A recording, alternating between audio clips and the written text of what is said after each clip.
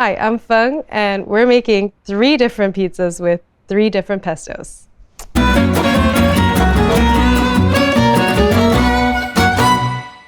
We're going to start by making our basil pesto. Traditionally, you would use a marble pestle and mortar for this, and you'd add the ingredients in a very specific order. But to save time, you could also use a food processor or a blender. With a food processor, it's really quite simple. We put in our basil. We're using 2 cheeses. This one is Parmigiano Reggiano, and we've got Pecorino Romano. Then we've got pine nuts, and finally, 2 cloves of garlic. So I'm just gonna smash these to give the food processor a helping hand. So once that's all in there, we're just gonna give it a little drizzle of olive oil. So we're gonna pop the lid on, and then we're gonna start it on low speed. After about a minute, it's gonna form this crumble and add a little bit more olive oil. And basically, we're just gonna keep topping up that olive oil until this pesto is the consistency that we want it to be. This is coming together real nice. If you like a chunkier pesto, we could stop here. But if you like it smoother, you can keep going to get a really silky, smooth consistency. I'm just gonna loosen it up a little bit more, but we're almost there. Thick, luscious pesto. So we're gonna add salt to season. I like just kind of adding a bit of salt and tasting it until you like the taste of it. Give it a good stir and give it a taste.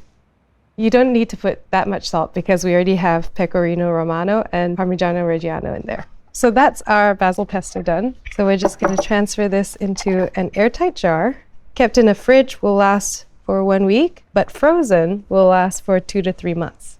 So we're going to set this aside to make some pizza with. But first, here's a few other pestos you could make. So since pesto has its origins in the word for crushed in Genoese, you can make pesto out of any leaf, which is really great for using leaves that you would normally throw away, like celery leaves or carrot top leaves. Today we're using parsley, which is a cross between celery and parsley. Just like with the basil pesto, we're going to add in all our ingredients, including our crushed garlic.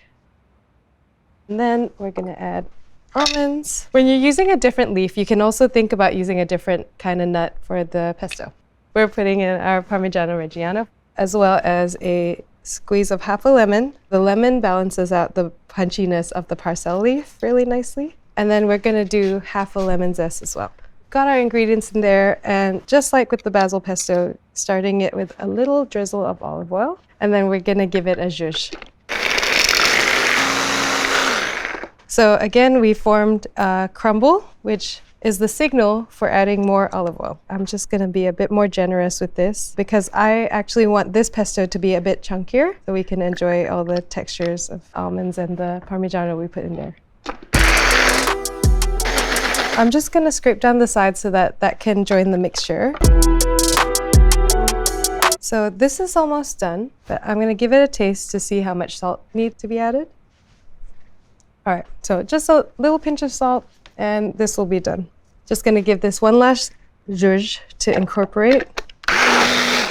There we go, a chunkier pesto made with parsley leaves. If you are gonna freeze this, it is handy to portion out the amount that you would need to use at a time so that you can just kind of take them out of the freezer and use as much as you need. Now we're gonna make our third pesto, which is a pistachio pesto. For a greener pesto, you would actually blanch these and take the purple shells off, but we're gonna roll with them on today. Into the food processor, Parmigiano Reggiano mainly, 3 basil leaves. As usual, we're going to add in a generous drizzle of olive oil to get the party started, and then we're gonna zhuzh this up like the other 2. While I love a chunky pistachio pesto, I also love a smooth, silky one, which is what we're gonna go for today. All right, let's check that out. I think just a little bit of salt to bring the flavors out. Look at that. Like, do you see this luster that it's got? Ooh, luscious. You can definitely add more to a pistachio pesto to alter the flavors and kind of create complexity, but I really just wanted to focus on the pistachio flavor for this one. So we've made 3 distinctive pestos. Let's make some pizza with these. Our sourdough dough balls are very jiggly at the moment, so we know they're good to go. If you need the recipe for this dough, it's right here. All right, let's get it. Using some fine semolina. As usual, forming the crust in the bowl. It means that you get a bit less semolina on your counter, so it's easier to clean up later. Okay, that's a crust. Ooh! I just like to pop the bubbles in the center so we get a nice thin base. Because I'm making 3 pizzas at once, I'm gonna make sure that there's extra flour underneath so that they don't start sticking to the counter. This is especially important if it's hot where you are. I made a thin spot in this one, so I'm just gonna reinforce it because I don't wanna take chances. All you have to do is fold the thin spot over itself, so you create a second layer and then tap that down gently, making sure that you have semolina underneath the pizza so that it doesn't stick to the counter. So we've got 3 bases, and I'm gonna start with the parcel pesto pizza. Reason being, we're gonna use this one in the most obvious way as a sauce on the base, as you would with tomato sauce, just spreading that around your pizza base. We're going to add our fresh mozzarella that we've drained before using so that it's not too wet. And then we're going to add some gorgonzola dolce for a little bit of a salt hit. If you don't like blue cheese, you could just omit it. But if you're curious and open to trying, this is the best way to be introduced. For this base, we're gonna use our basil pesto, and we're gonna go sauce on top, which is why we're putting the cheese down first. I especially like to make sure that there's enough cheese around the perimeter of the crust, because that's where you're most likely to have some bald spots if you're not careful. Just grating some Parmigiano Reggiano over the top. And then with this basil pesto, I'm gonna lay on 4 splotches and just spread them out a little bit so we get some really punchy basil hits. And then I've just got some roasted yellow cherry tomatoes here that I'm gonna place around the pizza. For our last pizza, we're going to be using our pistachio post-bake. So this pizza is nice and simple. It just has a base of mozzarella. So just lightly flouring it. I like to put my hand underneath the peel so I can feel when there's no more semolina dropping out. Just brush off any extra semolina, and then we do our final stretch. When you're doing your final stretch, what you're trying to avoid is stretching the middle too thin, because that's the part that's going to stretch out the easiest. All right, into the oven, let's go.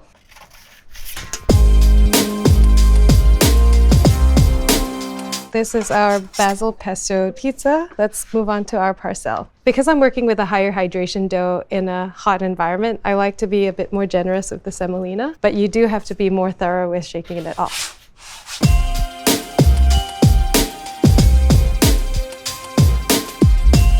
All right, we've got our second pizza.